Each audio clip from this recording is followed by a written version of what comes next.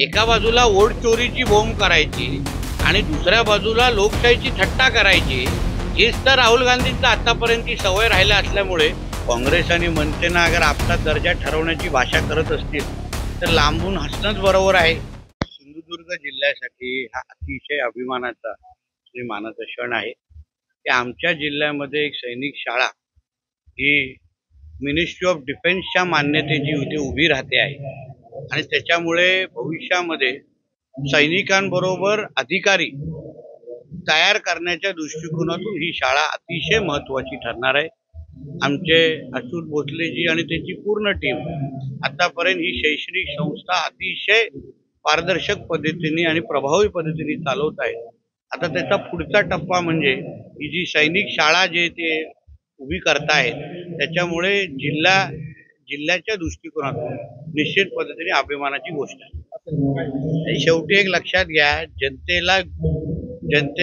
जनतेशी कुठल्याही पद्धतीची नाळ नसणारे आणि आता तर मी ऐकलं ते बाहेरगावी आहेत, म्हणजे मुळामध्ये ते आपल्या देशासाठी एक पर्यटक आहेत जे काही 10-15 दिवसच आमच्या देशामध्ये येतात, देशाची बदनामी करतात आणि मग परत एकदा परदेशात निघून जातात। अशा लोकांना जे पार्ट टाइम पॉलिटिशियन आहेत, जे पार्ट टाइम म्हणजे 100% त्यांना भारतीय पण म्हणायचं का हाही आता प्रश्नचिन्ह आहे, अशा लोकांना परत एकदा बिहारच्या जनतेने नाकारलेलं आहे। एका बाजूला वोट चोरीची बोंब करायची आणि दुसऱ्या बाजूला लोकशाहीची थट्टा करायची, हीच तर राहुल गांधींचा आतापर्यंतची सवय राहिला असल्यामुळे बिहारच्या जनतेने परत एकदा आमच्या आदरणीय पंतप्रधान मोदीजी, बिहारचे मुख्यमंत्री आदरणीय नितीश कुमारजी आणि या आमच्या एनडीएच्या सगळ्याच पक्षाच्या लोकांना परत एकदा बिहारचं नेतृत्व करण्याची संधी दिलेली आहे। त्यांना जेवढे त्यांना द्यायला पाहिजे ते पण मला असं वाटतं 6 जरा जास्त आहेत। त्यांना 0 मिळाला असतं तर अतिशय योग्य आकडा त्यांच्या समोर लागला असतं निश्चित पद्धतीने। कारण का लालू प्रसाद यादवांचा जो काळ होता त्याच्यामुळे बिहारमधली कायद्याने सुव्यवस्था अतिशय ढासळलेली होती। एक दिवसामध्ये निघालेली आमची बहीण परत घरात सुरक्षित येईल का, हा फार मोठा प्रश्न तेव्हा बिहारमध्ये विचारला जायचा।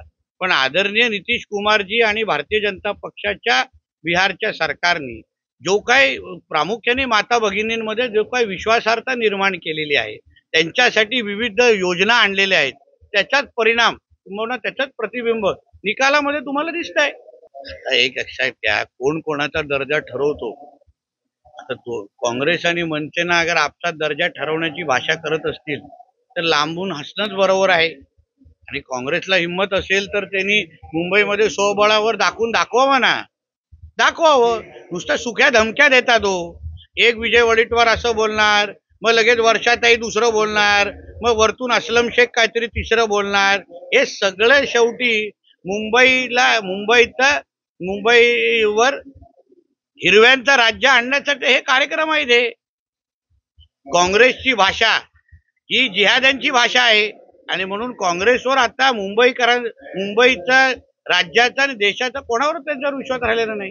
न्यायालयाचे आदेश आम्हाला प्राप्त झालेले आहेत हे ओंकार हत्तीला आपण वंतारामध्ये पाठवा, त्यासाठी मी असो केसरकर साहेब असो आम्ही वंताराच्या संपर्कात आहोत। त्यांची टीम 2दा इथे येऊन गेलेली आहे, आता 3ऱ्यांदा त्यांची टीम लवकरच आपल्या सिंधुदुर्गामध्ये येईल।